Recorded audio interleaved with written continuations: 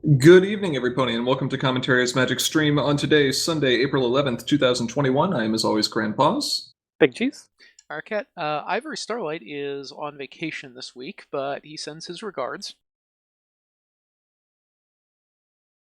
And Are they good regards or bad regards? They're good regards. He also sends his reminder announcements. Thank you, Ivory. yes, he did. He took time out of his vacation to make that reminder post, and we appreciate that very much. Just want to pick him up and just give him a big ol' hug. Hug the adorable noises out of him.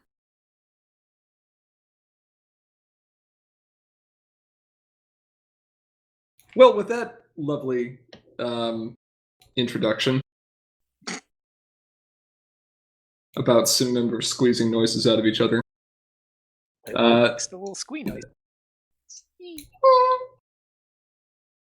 We can go look at gameplay results, because, hey, it's still, lockdown-esque, sort of, and so online cons, they're a thing. They happen.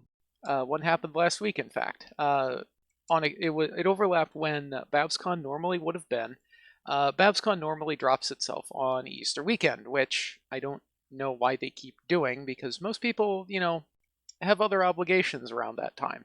And maybe it wasn't a great idea to drop the OnlineCon then, but, well, mea culpa? Tradition.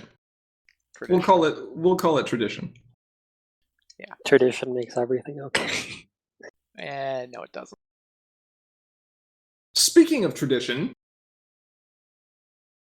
I think we've seen a disturbing trend in the Harmony format that's been going on for long enough that it could basically be tradition. Are we going to trade some? We might trade some traditions. All right. So let's take a look at our first place finisher out of the Harmony event.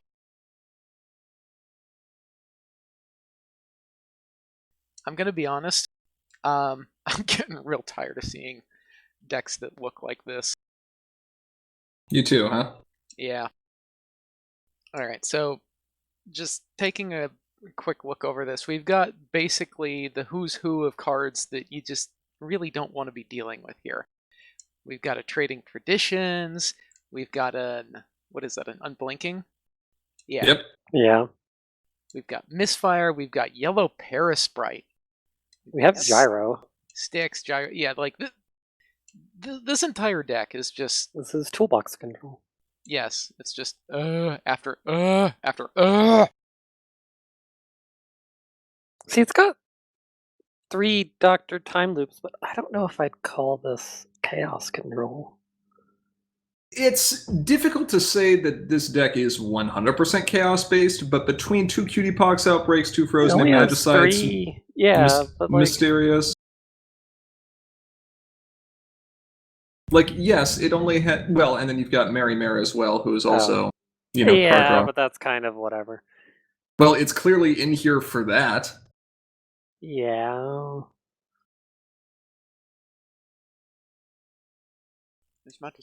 I'm a little surprised that it's running Mary Mare over Starlight, but then, yeah, it's got Chaos text on it. He says it's also here for Pink Rack in case he loses Trading Traditions. I suppose that's fair. Oh, yeah, that's, yeah. No, that's... Because, yeah. Discord is 4. Yeah. What do we say about this? We hit old money, and, well, that changed the deck from the Burb style over to the toolbox control, and then Selena got hit, and that went away, and then, and the deck is still here, still doing the thing. It still does the thing. So I think... we hit Vinyl. Forgot about that, because that used to be the main of choice. We hit Nightmare Moon. That went away. Yeah, and it's still running Fireworks. So no, it's just okay. 1, but yeah. Alright, I guess we're still doing this. Well, technically it's running 4. Purple Vinyl did nothing wrong. Uh-huh. And for those of you who thought I was joking about the tradition thing here, no, by our and the deck pilot's calculations, I believe the record of this thing in all its incarnations is 15-0. Is that right? That's the last one I heard. Yeah, 15-0.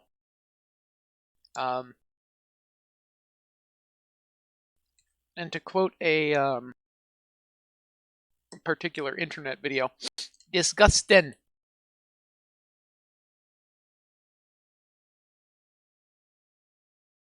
So yeah. I mean, toolbox control in the current Harmony meta, despite multiple hits, continues to be a terror. But let's move away from the terror for a moment and see what else we saw. I mean, this is still kind of a terror. It's just a different flavor. Well, we're in Harmony. Everything's a terror in one way, shape, or form. Okay, fair enough, I guess. All right, so we've got an Arqueen orange list here. This is pretty spicy. Where's the Winks? I don't know where they are. Surprisingly, it is not running them. Interesting. Sorry, we should back up just briefly here. The previous deck, of course, was piloted to first place by the illustrious Bugle. Infamous, illustrious, same word, whatever. This is piloted to second place by Instagram, I believe. Yep. Okay, so we've got a resource sub-theme going on here with a full 3 stack of suitcases, couple of wake-up calls, golden parachutes, and even a pile, because, hey... Spoons. I wonder if that one is a sideboard choice. It might be. Probably. But yeah, I can see that. I'm not actually sure what this deck is. Like, it's definitely control, but it's also got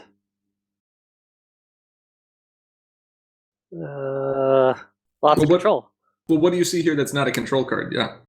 Well, it's got control. I was thinking at the changelings, and I thought they were the other changelings, but no. They're these changelings.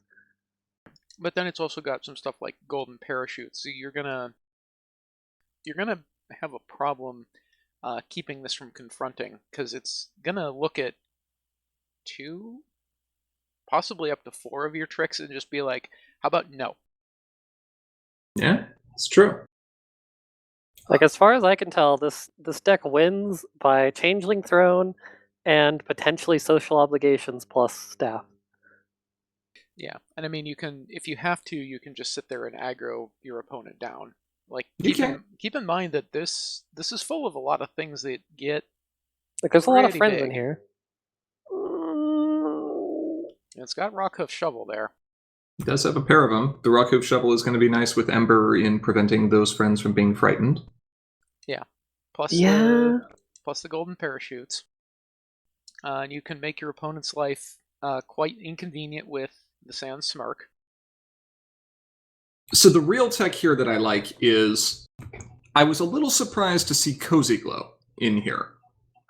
Because Cozy Glow steals stuff from your opponent's discard pile and steals bigger stuff when someone's at 8 or more points.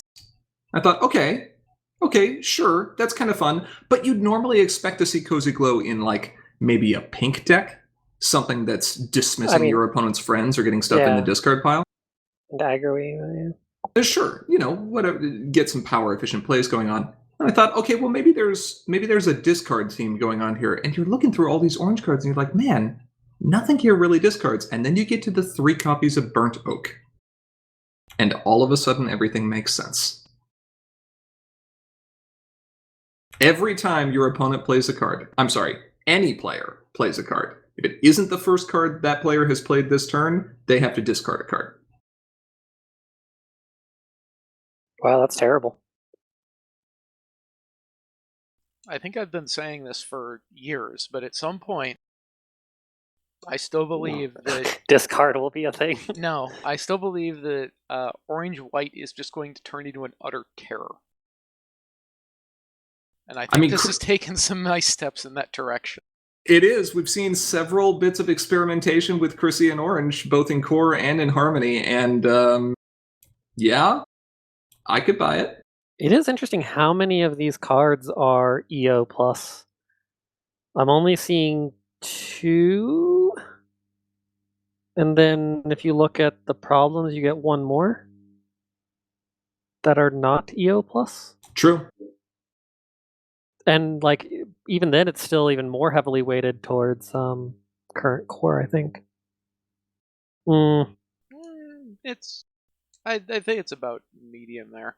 The two cards in the or the two slots on the draw deck that are occupied by pre-EO cards though are kind of important. Mm-hmm. The piles maybe a whatever, but that's also one of those things where it's like if you need that, you're going to need that. Yeah. Right. And then stack of suitcases stack is just good. Yeah. Yeah, especially if you're starting with Buckball, having a turn 1 play as Chrysalis is just like, ugh. Even better if you have multiple in your opening hand. Turn 1 stack, turn 2 stack. Turn 3 stack. I feel like this is like some personal experience and angst here. At that point, you cancel your first card. Well, assuming Chrissy's flipped. Yeah, and then wait a few turns. But you're like 3 out. It's like cancel your first card. But they don't actually play the card, so they don't put the tip counter on it, do they? No, I forget what we decided there. It would be played as when an opponent plays. Okay, so yeah, if the card is canceled, it does not put a tip counter on stack of suitcases. Okay. Correct. So you're not totally out of the game. Should we edit that or whatever? Errata that. Errata that to as. It's like that's okay. So we're gonna cancel your first card, and then your next card costs +3. No, I'm all for helping out our queen here, but I don't think she needs any help in this regard. No, I really don't. All right. Well, a neat, definitely a new style of control deck, breaching harmony. So very cool to see. Thank you, Instagram. Okay, let's take a look at our third place list. I have one thing to say about this deck. No points for guessing who's running this.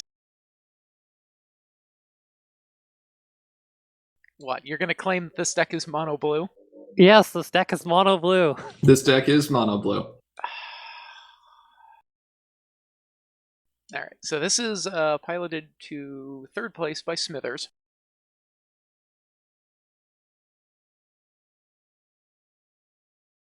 The Sanctuary constructions in here are still my favorite tech. That's so cool. Just to be able to find that with Fierce Loyalty and be like, oh, you thought I had no way around Troublemakers. Ho ho. Surprise. Yeah. I like that it has to run trashed. It could run Seabreeze's Flower, but trashed is technically cheaper. It is cheaper. That's, what, 2 action tokens? Yeah. Versus 1, yeah. Yeah, I don't really think that that's much of a consideration in an aggro list. Like, unless you're really afraid of somebody running around with, like, Big Macs or something. And, you know, in defense, there was a pair of Big Macs in the last list we look at, so you know, that's a concern. I think the Seabreeze's Flowers also would have been interesting, because if you had to, you could crack them to just play the Sanctuary constructions. Also true. Maybe worth a consideration. Maybe. I do like the fact that the top performing Hot Wings deck we've seen in Harmony recently has been mono blue.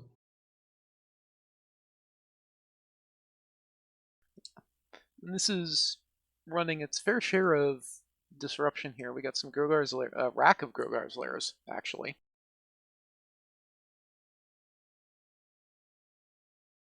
And then Professor of Loyalty, also a 3 of. So there's a pretty decent Frightened sub-theme going on here. Mm-hmm. With those, the Rutherfords, the safety lectures, the trots, the layer, the staff. Yeah, so this has got some teeth too. The safety lectures are actually kind of cute in here, because you can turn a lot of what's normally soft removal into hard removal if you absolutely have to. Yeah. Oh, Bugle brings up a point here. This is Adventure is not an officially supported format, but this would be Adventure legal. which is why... That's just EO plus. Yeah. Yes, which is why we're not using Seabreeze's flower. Right. All right, fair enough. Fair enough. Problem selection looks pretty decent. I mean, being able to move Bluna up to her starting problem for free is so good. Turn 1 flip on Bluna. Yeah, that's kind of good. Just a little bit. Let's see. The mysteries are kind of interesting, but okay. And to confront. I mean, look, Mystery is capable of grabbing you Staff, Grandpa Gruff, who becomes a 1 cost for 3 power, Professor of Loyalty, Loyal Pony, or Aloe. Yeah, they're all decent. Wait, this can turn to DFO, like, pretty dang easily. Uh-huh.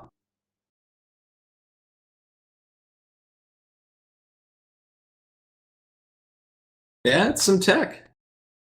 Yeah. Even against, well, yeah, okay. Yeah, I think this is something that you're going to want to think real hard about opening again with trading traditions against. True. Because this is probably going to make that go away. Well, let's see what else we've got. Yeah, so cool list. Bluna continues her stomping around and shouting. Let's go for a surprise one here. 4th place. Piloted Apples? by King Utopia and Apple Vendor. Prism Light or Living Light? Prism Silver. Or Living Light. Okay, so this was a collaboration with Living Silver and Prism Light.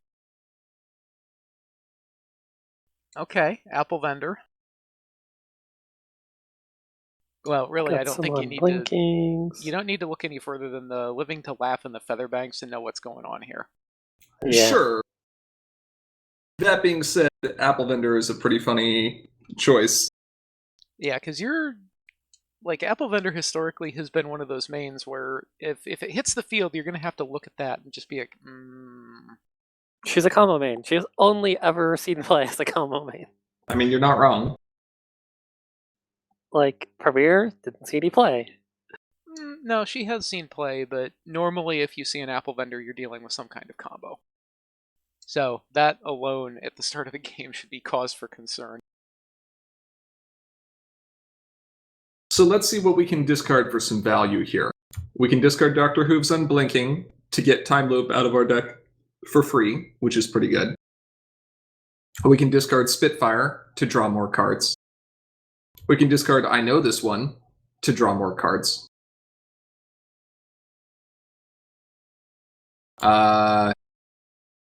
We can discard Golden Parachute to give us protection. It's not bad.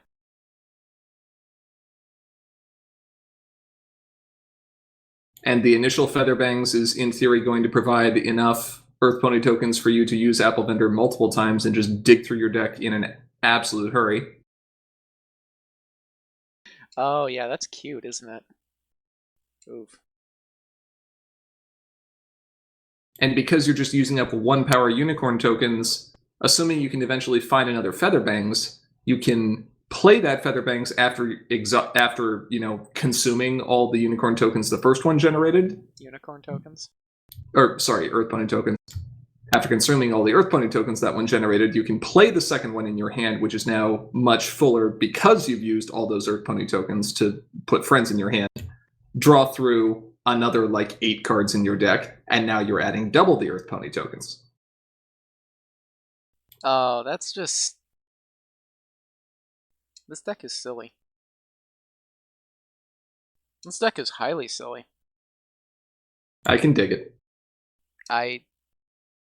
Was that word choice intentional? Yes. I don't think it was. Dig, dig, dig, dig, dig, dig, dig. It was still very groan-worthy. Okay. And we got another spicy list here for number 5. Alright, so yeah, cool. More Doctor Living- Who's. living Different glass Doctor shenanigans. Who's. But more Doctor Who's. All right. So, and then finally we've got Animoy with a Tyrek list. Scurry? Extremely. Extremely scurry because of that dude on the diving board right there. Okay, Belly so flop? Oh, no, No. cheese sandwich. Okay. no. What is? Let's take a look at this. What does this thing say here? So cheese sandwich dive instructor yeeting some poor pony off of the diving board here. If a friend would be frightened, you may pay one to dismiss it instead. So, what I'm hearing here is upgrade all of my soft removal to hard removal for a small additional cost. Mm-hmm.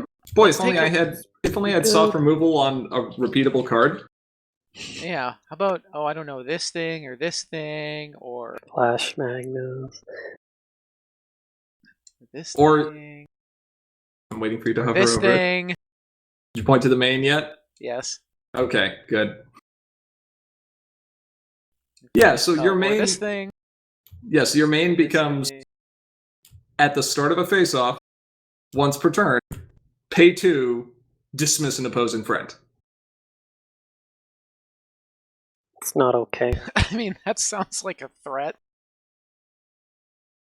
Now, granted, the damage is already generally speaking going to be done for a lot of reasons, but you're going to have a bit of a problem keeping your valuable things around against this deck. Actually, I have to pause for a quick second here. This needs a stick. What was the third deck we saw was Bluna, right? 4 out of the 5 decks in this tournament were running Golden Parachute. Yeah. Well, because it's a colorless card. Goes in every deck. Yep. 4. Yes. 3. I guess the Twilight Control was not. No, Okay. it's not. It should have been. Should have been protecting your totally legal Selena Blues. No. Protect your gyros. No, it doesn't need it because the best defense is a good offense.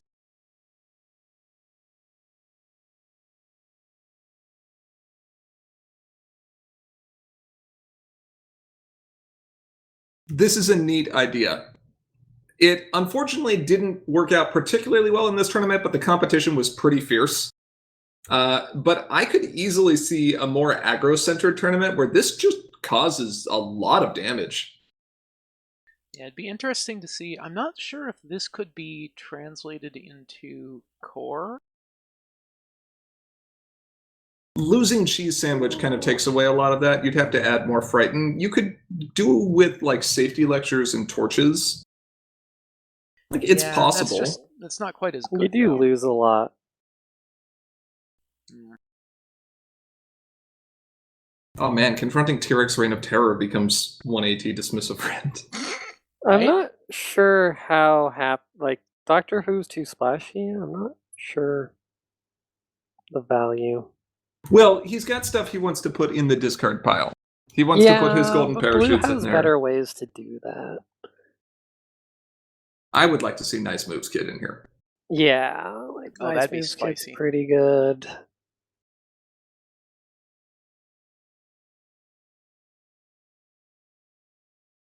That would be very spicy. Yeah. I might even prefer to see the 3-cost Flash Magnus from New Dawn that just has activated ability, main phase, pay 1, draw 2, discard 2. Like I might even rather see discard your hand, draw that many cards. Oh, the rather than Gabby too on confront? splashy. Yeah. Or the skipping class, you mean? Either one. Probably Gabby. That's fair. Discard your whole hand, draw that many cards plus 1, yeah, that's true. Yeah, this would. Yeah, as Cursed points out, this would work mostly in Adventure. You'd have to swap a couple of things out, but you're not. I don't think you're losing anything too critical. Yeah, no. The only thing you're missing is Seabreeze's Flower and like Epic Win. And that Dr. Hooves that we're all kind of looking at going, I don't think you need it anyway. So Yeah. All right. Well, people keep playing in the adventure playground. Who knows? I don't know. We might have to like actually put support for that in. is it not in an official? Is It it even in is- Ponyhead? It's in Ponyhead. Ponyhead Okay, knows yeah. what it is because it was very easy to build it. Yeah. It's not part of the floor rules though. Yeah. That Oh yeah, because I added the weird system to Ponyhead to handle that kind of stuff. I don't know. Maybe.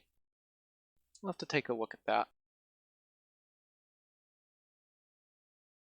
Okay. Well, in terms of diversity of field of Harmony, that's one of the cooler tournaments I've seen in some time, even given the relatively low attendance. Yeah, I don't think any two of these decks were like similarity-wise. I mean, Pretty there's some diverse. stuff that we've seen in the meta before, but like everyone's like running something different. If you just look at not genre, whatever it's called, archetype, we've got control, aggro, and combo. Let's see. So Control. even that's pretty spread out. Like we don't have any farm here, but Yeah. One kind of control, a different kind of control, aggro, combo, and a third kind of control? Yeah. Yeah, no, I'm kind of sad that Pancake didn't show up and just be like, here's my Hi. farm. yes, I've got 21 troublemakers. Please let me farm. No farm for you. Next time. So thank you again to all the players who participated in that event, and I'm sure we will continue to have more fun opportunities to compete in Harmony, Core, and other formats in the near future. And thank you for the... Oh, it looks like I messed up here and left it saying sealed. But we also had 6 people for draft. That was interesting, I think. And we also got some really good data about the Starlight main out of that. Yeah, we did. Just to, I think, discuss this a little bit more broadly, the main seemed like it was doing about what we wanted. It acts as just a baseline. You've got a 3-power body in the color that you want. But I think we decided that the exhaustion was probably a bit over the top and unnecessary. Like it prevents you from being able to use the main the same turn that you want to flip it, which is just feels bad. I believe GP that closely reflects your experiences with the main during the tournament. Sure does. Yeah. Nice to have a main that's a default option, and something that people can rely on that isn't going to be format warping and cause everyone to immediately jump to it to try to proxy, but just need to iron out a little bit of the feel bads. Yeah. So the exhaust clause we think is unnecessary. And then I'm sitting here going, as cute as it is to let Bugle sit there and be like, yes, I'd like my main to be icing. Sorry. Yeah. So we're gonna unfortunately have to clamp down on that one because this is why. Well, because dilemma is a trait is the real reason, but whatever. Well, that, and I'm sure someone is going to find an interesting way to break something else with that. So we're gonna nip that one in the bud right now. And just If I choose the armor trait for my Starlight Glimmer main, does that make her shining armor? No. What's the gleaming shield, right? Gleaming shield, yes. Yes. Does that make her gleaming shield? Maybe. Okay, I'll settle for that. Okay, moving on. So look for an update to that next time we do a limited event. So some of you may remember, a few weeks ago, we sat down and had ourselves a little fireside chat in Discord with many participating players. And during that time, we mentioned a possible solution to some of the stagnation we had seen in the core and harmony metas of approaching the ban list from more of a variety and diversity standpoint rather than just sheer power imbalance. We mentioned a few specific cards, our thoughts on those, and asked players for feedback and for data to support either leaving that certain selection of cards within the two metas or kicking them out in the hopes of prompting some new deck space. Well, it's been about a month, maybe even a little over. I can't remember the exact date that we did that. Right. And so far, how would you put it, R? Well, so in that time and I think as we said originally, we've been testing this, and those of you paying very, very close attention to some of the live gameplay may notice there have been some themes in there, some cards that Haven't sometimes shown up. haven't shown up despite them probably fitting into that deck. So our testing so far has actually shown that this is interesting. It flattens out some of the excessively powerful decks in the meta, shall we say. Mm-hmm. And the feedback we've gotten from people tends to be positive. There's always been a little bit of concern, but at the same time, people generally look at the proposal and say, okay, that's at least reasonable. So do we want to revisit this proposal in the context of the data that we've gotten and share our up-to-date thoughts if anything has changed?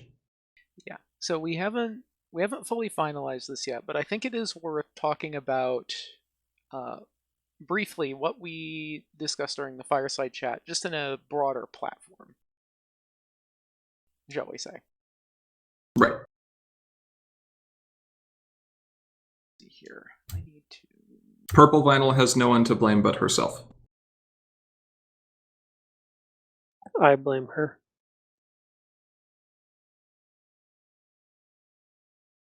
Well, princess.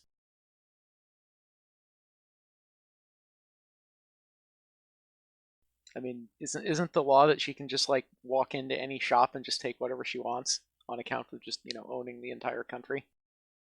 Yes. It's Yeah, okay. definitely Trixie's fault. All right. Yep. I'm on board with this. Let's ban all the Trixies.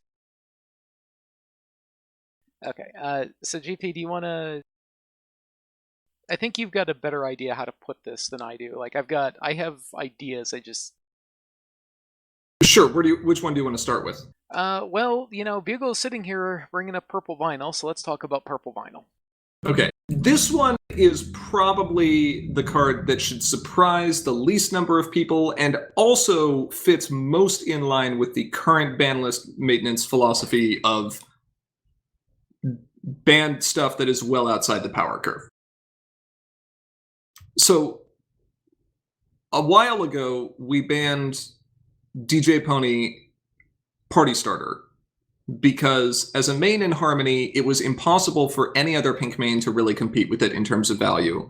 And the reliability that main provided by giving you card draw every single turn, in addition to some weird synergistic interactions with other banned cards like Nightmare Moon,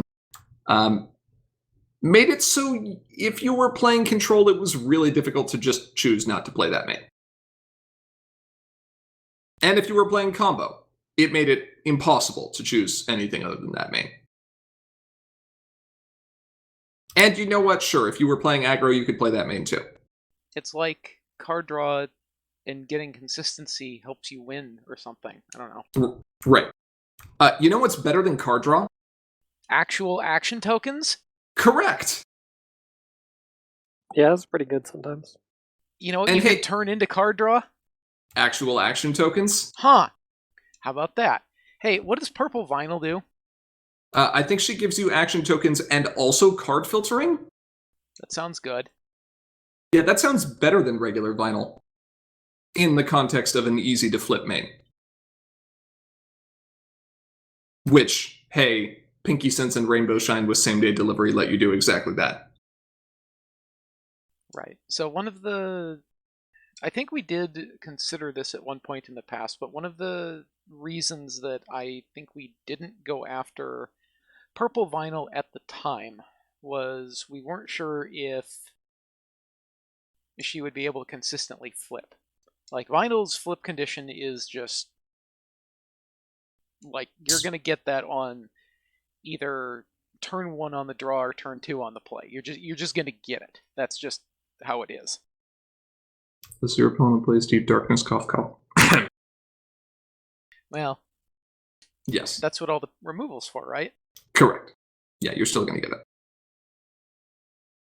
it. Twilight, however, Ambassador of Friendship, does require a little bit more work. It just so happens that the cards that Twilight needs to be able to help her flip are also really good at allowing her to continue to control the game once she's actually flipped.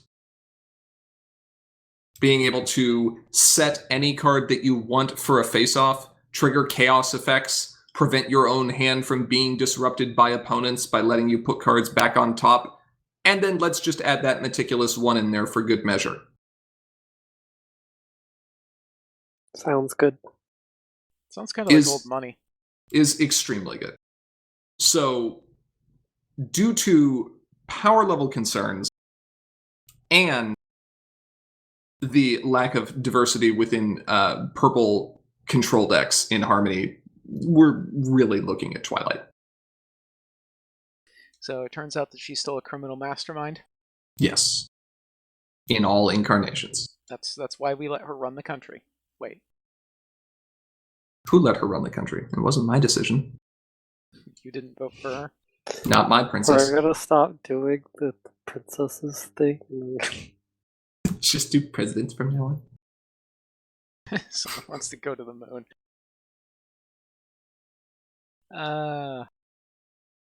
You wanna address the pair? Because that's a tricky one. All right. So let's talk about everyone's least favorite card, Changeling Mimics. I wish we had some images for this.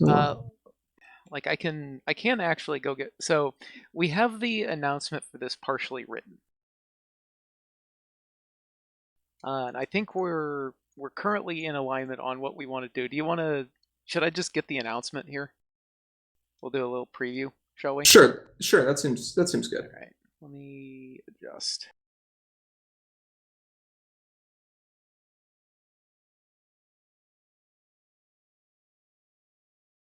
See, Prism, it's not about whether or not a certain top player likes a certain card and then having to immediately ban that. It's the fact that when a certain player is very skilled at an archetype and can show repeatedly through multiple events that a particular card or set of cards pushes a deck well above the reach of anything else in the meta, that's when we have to address it.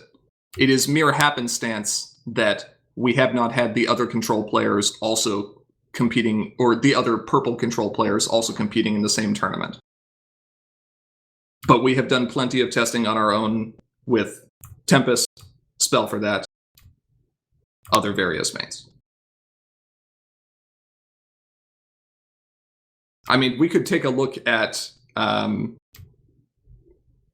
Bell's Big Sister and say, see, look at this deck. Basically, nothing out of this has been banned yet. I'm going to hold that statement, though, for reasons we'll get to in a moment. Right. The thing here is the data does reflect this. We don't ban cards just because a certain player likes them. Now, if a certain player happens to sit there and ruthlessly optimize for the best possible deck that can be built, chances are that those decks are going to involve problematic cards. And I do have to make one addendum. to that statement. You said we don't ban cards just because a player likes them. That's not counting Trixie. Trixie, we absolutely do that. Oh, yeah, that is true. We gotta. I mean, no, we do something worse to Trixie. We actually just don't print Trixies, so we make cards uncards. Preemptive bannings. Right. Okay. Here's the announcement. So we'll do the transition here. This hasn't actually been published yet, and so this is essentially a preview, but here's what we're currently thinking. Surprise, surprise, it's the same ones we were talking about. Right. So we've already talked about purple vinyl on the end there. But let's talk about these two over here. The first one, of course, needs no introduction. It's Changeling Mimics. Everyone knows this, and everyone either hates it with an absolute passion or is like, I still don't like it, but I'm playing it, so therefore it's okay.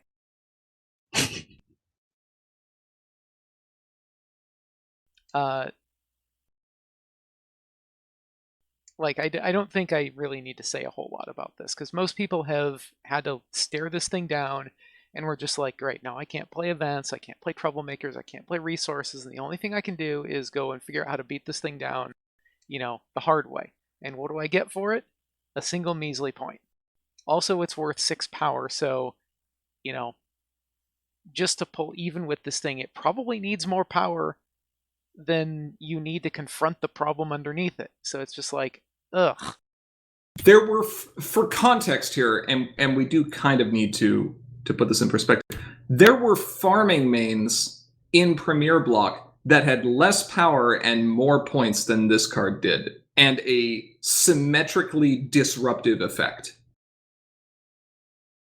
Yeah, this thing just sits here and says, not only can you confront behind this, but it's also not worth much, it's more difficult to take out, and the effect is not symmetric, so it only punishes your opponent. This thing has just got feels bad written all over it. Unfortunately, it's also one of the only ways of keeping the decks that run the second card in check a bit more. Right. So the next card here is one that's actually, I think, going to surprise people. It's Mage Meadowbrook. She of Destroyer of Resources and Troublemakers. Destroyer of Control. Yes. Yeah. If you run a control deck that likes putting up troublemakers and likes building up little piles of resources to try to get something done, you know who she is. She's your nightmare. She's just, blue instead of Yellow. Or deep purple. black. Yeah, whatever. She's like sky blue. Because she's just like, hi, yes, hello, all of that stuff that you've spent the last 4 turns building up, get rid of it. Also, I'm going to go ahead and, help them confront and then cause a DFO, and then you're going to have a home limit problem. So the problem here is that you can make an argument that one of the only reasons that it's okay to keep Mimics around is because Meadowbrook is such a good counter to it. Meadowbrook isn't affected by any of the taxes on the Mimics. You'll probably get something else with Meadowbrook anyway. And, oh, by the way, she doesn't impact any of your stuff. So again, this should sound real familiar. It's just goodness for you and just punish for the opponent. Right. And if you take out Mimics, then Meadowbrook is just going to sit there and, aggro is just going to start laughing. Sure. Yellow is just going to start laughing, because, what are you going to do? You're going to play resources? Go ahead. Bad idea. So I don't think that's reasonable to take Mimics out but leave Meadowbrook in. Because the two of them seem to have this weird codependent relationship where the only reason that one's okay is because the other's around. And like many codependent relationships, it's really not healthy in the end. Kind of toxic. Yeah. Right. So, as a package deal, and yes, it is somewhat unfortunate that both of them have to go at the same time, but they have to go at the same time. Right. You cannot take one without the other. And the issue here being that yellow already has a critical mass of other ways around troublemakers and resources. So many. Right, like that's yellow's gimmick here. It's the color that doesn't like resources. Right. And notably, the wide majority of those other ways around troublemakers in particular happen to be not friends. That's the reason why mimics had been so disruptive, and part of the reason, in my mind, why Metalbrook may have been designed in the first place. Right, because you can kind of look at the meta in the Friends Forever era, just prior to when that got released, and mimics was a problem. Well, it was a troublemaker, but I mean, That's a small problem, but yes, it was also a troublemaker.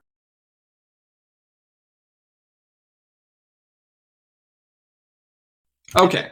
Yeah.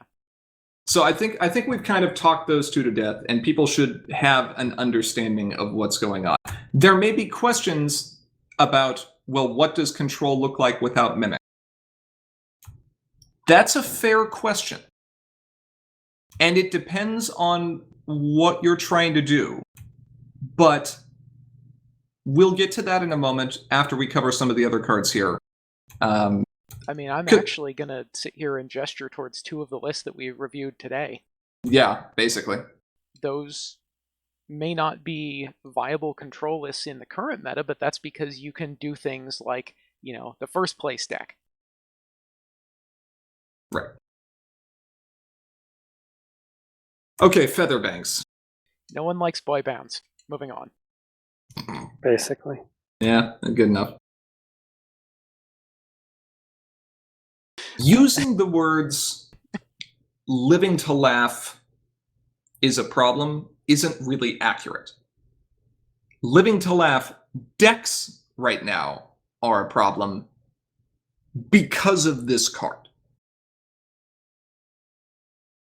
In a single card slot, you get everything you want as far as digging deeper through your deck, filtering out dead cards in hand, generating tons of power, which means that you've got your pink unity, and setting yourself up for a finisher with AJ and Pinkie Pie, because now you have a bunch of Earth Ponies. You get all that in a single card. Oh, by the way, if you get two of them, yeah, you're making double those Earth Pony tokens now. So even more power, even digging deeper. I'd like to draw your attention to the card, just to the right of him, and say, yeah, there's some similarities here. It's just all the things that you want in one small convenient package. Right. And as Beagle points out, that discard, that downside, no, it's not a downside. It's chosen discard cards. You can keep the stuff you want, you can throw away the stuff you don't, and to help you protect your living to laugh, you can chuck that golden parachute right in the discard pile where it belongs. This is way too good.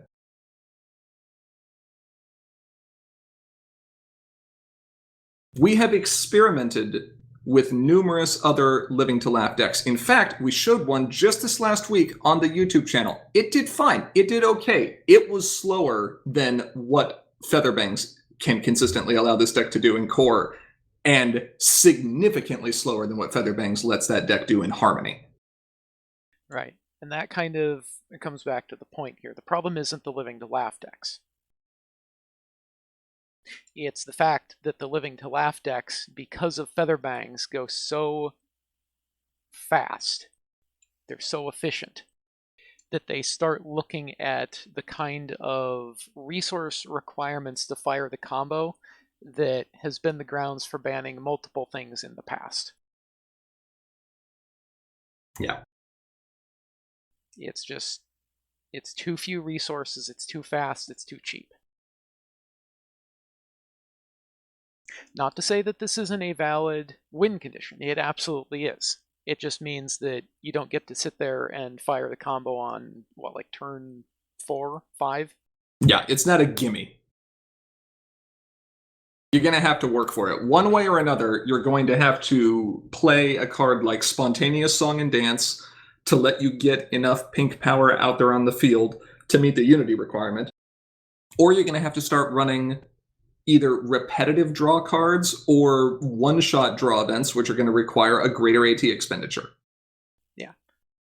Like, just to throw this out there, you can build something that looks kind of like a mosh pit, maybe. And there's a variant of this where you sit there and say, since I'm drawing all these cards to dismiss your stuff anyway, why don't I throw some Living to Laughs in there just as a finisher? Provided you're not running a 52-card deck. 53 cards. 53-card deck. 53 cards is okay. Right. So now, I do go expect ahead. to see Living to Laugh still show up. She's just not going to be like the one dumb gimmick that the deck can do. She's going to be a finisher. Right.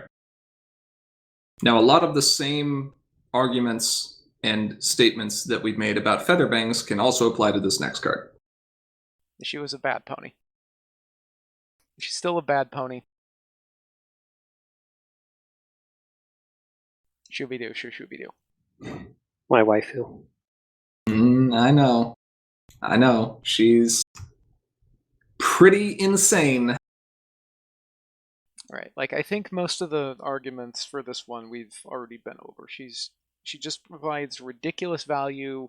She's a near automatic windmill slam in any purple-pink list. Like, the only reason that our first place deck didn't run it is because it's banned in Harmony already. Right. It was certainly running it before that point. Now, with both Mimics and Selena being hit from core pink-purple decks, this might cause some players to sit there and say, well, what do you expect me to do for control? Cry in the corner. No. The answer for that is maybe a little unusual, but after, well, let's see. We had VBot active in the Defenders era, then Burb and Pink, Purple, Orange Chaos Control active in Sequestria, continuing into Friends Forever. And then Leaders and Legends brought in even, like, the Grogars to help find stupid stuff as well. Like, pink-purple control has been one of the top color combinations for control for a while. And in the immediate future following Selena Blue and Changeling Mimics bannings, you might want to take a look at some other color combinations. Not saying pink-purple won't be able to control. You still have Rainbow Shine. You still have a lot of events that are going to support that. But the tools that were well above the rest in terms of either power or efficiency aren't going to be there anymore. And if those tools were the things that were kind of propping up that style of control deck, it's a problem for a couple of reasons. Number one, it's a problem because it means that it's very, very difficult for any other control deck to be able to match it, so you end up with a lack of diversity. But it's also a problem for future set design. If Selena Blue is the standard, if Selena Blue is a baseline inclusion in every single pink-purple control deck, and for that matter, maybe just pink-purple aggro as well, what are we going to have to print to, like, match that? Probably something that's just not going to be healthy.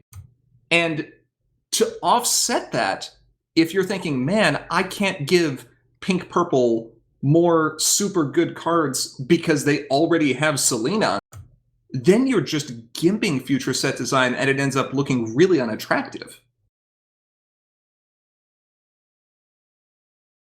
So if you are looking to play control in core right now, there are still plenty of tools that will allow you to do the more traditional pink, purple, white troublemaker control list. Bodyguard is still there. Many other troublemakers are still there. You still have some of the most disruptive events. Those are present. Yeah, Bodyguard. Ah. But What's wrong with Bodyguard? We'll ask Pages next time. We'll bring him on stream so he can rant about Bodyguard for an hour. Let me tell you about Bodyguard. But for the immediate future, take a look and see what else is out there. Chrissy and Tarek are sitting over there in the corner, just biding their time. And Cursed says that's okay. Purple's an aggro color now, anyway. Purple has always been an aggro color. Oh yeah, Moon Dancer. And orange is there too. That's right. Can't forget about Grogar. Or work hard, play hard. Yeah, and that kind of circles back into the point of doing these meta adjustments in the first place. It's trying to make the meta more diverse, less stale, less monoculture. So there's one last card we have here on this list. I think this one's going to be a little bit more controversial. I don't know. You wanna go with this one here? No, why don't you take a shot at it? All You're right. the resident aggro person. Fair enough. Okay, so we've been making several changes to aggro in the past, mostly to yellow. Day shift. I'm just going to point at Meadowbrook over there. And then, of course, we had Growing Confidence. Well, Growing Confidence had a couple different flavors. And, of course, it's the blue-yellow one that I think is going to ring most true in most people's minds. And for good reason. When you've got so much synergy around one particular tribe, it's really hard to match that. The Harmony Pegasus cards, the two of them that we really had, well, we had more than two, but the two multicolor ones that we had were so bonkers compared to what many of the other tribes got. Right. Like, everyone else is just sitting here with, like, that's okay, I guess. I get to, like, maybe flip an extra card. Meanwhile, Pegasi is over here just being like, all right, everybody, you're a little bit bigger. Okay, do you all get a little bit bigger? I mean everybody. That includes Multiple times. your main. And this isn't unique, so everyone gets a little bit bigger again. And then maybe a little bit bigger again. Oh, also this is Swift, just, in case there wasn't enough icing on this particular cake. Like, yeah, sure, whatever. It's only a 2-power bot. Oh, wait, no. I'm sorry, it's not a 2-power body because you played 2 of these things, and now it's a 3-power body with Swift. And all those Pegasus tokens, those are also 3-power bodies with Swift. Gets dumb. We've seen a few decks that have run cards that are effectively 3-power bodies with Swift just because it's a 3-power body with Swift. Like, we can go back and look at back in the Premier block era when there were a handful of mains with Swift on them. I cannot begin to explain how incredibly busted a 3-power body with Swift on it is in terms of aggro math. It's even worse when it's on the main. Right. But then you're telling me that every single one of those Pegasus tokens that I was making anyway due to Rocket Scooter is 3-power and has Swift? Sign me up. Or we've got Crash Cloud even. So I play a 2-power something and get potentially 7-power out of 2 tokens. This is just good. But this thing is such a ridiculous force multiplier that this thing pushes blue-yellow aggro over the top. Like, I don't think most aggro decks can hit what blue-yellow does on an okay day. It's just so efficient and so fast. Let's look at the other two global or power boosting effects, which we refer to as anthems, real fast for Pegasi. You've got Bulk Biceps, who, by the way, is another Swift body. And he get 2-power. And he gives power to himself and any other Pegasi that enters play, but only until the end of the turn. Okay, that's a little bit more realistic. We saw Octavia as a main who did that in core for quite some time, and there were times where she was pretty good, but she was never completely over the top as a result of it, because it was temporary power.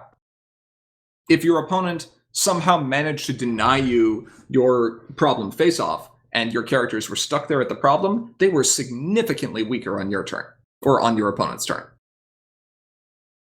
And then the other one that we have is Cloud Chaser and Flitter Philly Racers, who actually do provide some AT value for the deck, being able to exhaust. And they do grant power consistently, but it's location restricted. Right. And if memory serves, they are not swift either. So they are not. You can get them up to a problem, but you gotta sit there and weigh your options. Because you could turn them sideways, but then they don't contribute their power, and you got to have at least 2 other friends at that problem to break even on that one. Right. And the last option, which I have tried and then thrown out of the deck in frustration, is School of Friendship.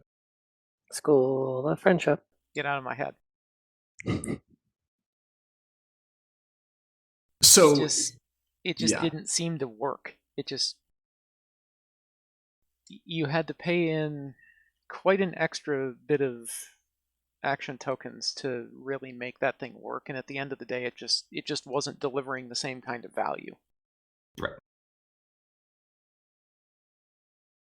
So with all that said, we decided that hitting Chillax would probably be the best bet in keeping Pegasi a bit more under control. Most of the other power boosting effects are going to be either temporary or are going to have other means of disrupting them, like forced movement or prevented movement, for an example. Right. And this isn't to say that we think that the Pegasi list is just going to wither and die without this. No, it's still a powerful aggro deck. It just doesn't hit the plaid levels of speed that it's been capable of historically. I will always remember the game we were testing, Aura, where I was playing Reanimator and you were playing Pegasi. I did not think I was going to win that. You sure didn't. And then the deck, out of nowhere, on like 3 tokens, pulls off a 4-point DFO or something silly like that. Uh-huh. I think under a Lunatax as well, if I remember correctly. Yeah, it just sat there and is like, so what I've got here is a Band-Aid, a paper clip, and a gum wrapper, and you want me to take over the world? Easy. I bet I can do that. Yeah.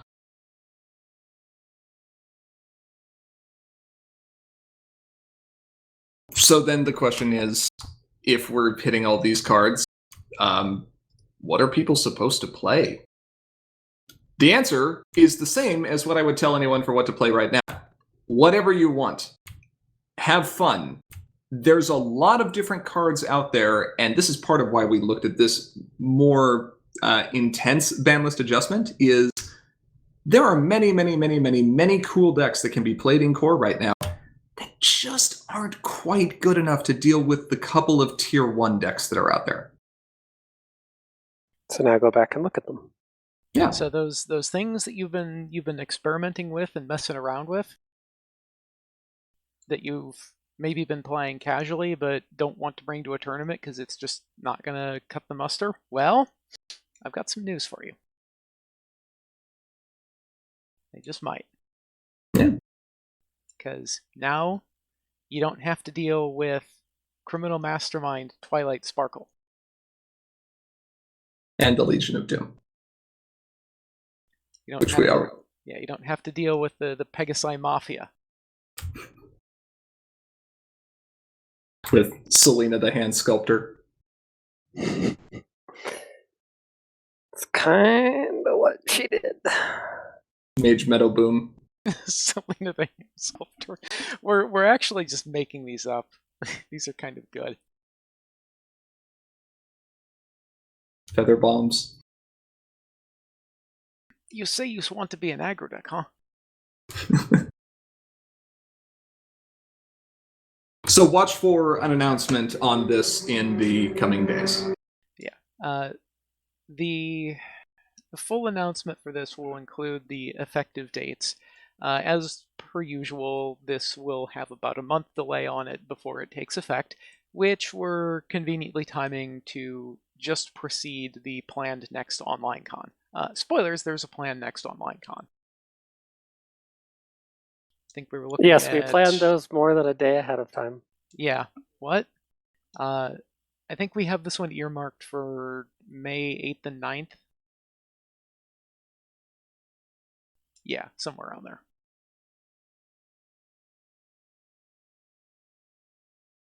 Well, regardless, I think that's going to about wrap up our discussion on this topic for today. Well, I have 2 other plugs. Well, hit your plugs then. All right, plug number 1. I'm sad that no one took the Nightmare. Call it tournament. Nico. The Nico tournament seriously, because if people signed up for that, I would have actually run it. How many signups did we get? 0. We had 2 people who were sitting there with deck lists already ready to go, and no one wanted to push the button. Right, because there were a couple people looking at it being like, do I want some Nightmare degeneracy? Nah. It's the birds who are wrong. Which is fine and understandable, because Nightmare is fun, like, maybe once a year. Nightmare is fun in concept. Right. It's not basically necessarily fun in practice. It's not even as amusing as Chaos, because you don't end up with people, like, doing flying tackles for the plush action token. I miss doing that. We'll do that again in a con soon, I hope. Hopefully. Might have to go with a personal foul rule there.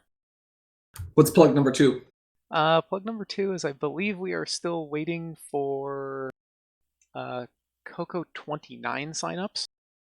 Oh yeah? Hey. One more will make that go. Last chance to play with the busted cards. And I suppose if the people who signed up wanted to wait and submit a list after...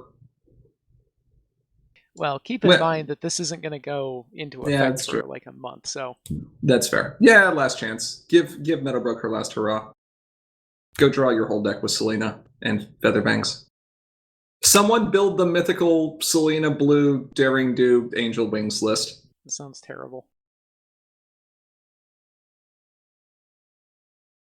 Yeah, why does it sound terrible? All those cards are great. Okay. But basically, that's just a little bit I had there. So keep an eye out for this announcement. It'll go up in the next couple of days. Yep. Okay. Other plugs? Ponies are cute. Nima 515? Why would you go with a Nima 515? Go with a Nima 1030. Okay. Really, if it's not 3-phase, what are you even doing? Plugging in a washer or an oven range is the answer. Well, I'm sad because I only have one of those. It's for my dryer. I would really like the second one because I'd really like a welder. Fair. We'd like to give a big shout out to all our patrons on Patreon. Thank you so much for your regular support. If you aren't currently a patron and you enjoy what we do, please do consider donating. Doing so does enable us to continue making content like this and lets you earn some great perks as a bonus. If you have comments or questions you'd like to send our way, feel free to reach out to us through Facebook, Twitter, or email. If you're a patron, you can also chat live with us on Slack any day, anytime. Finally. I was up at 5 a.m. yesterday. Well, someone had to be. Yeah. If you're looking to watch any of our previous videos, including tournament recordings, you can find them on our YouTube channel, linked just below the stream. With all that said, thank you to each and every one of our viewers, both here now and watching this recording later. We are, as always, Commentary is Magic. I am, as always, Grandpaws. Cheese. I'm in the middle of copy and pasting something. I'm Aracat. And we'll see you all soon. Bye. Right.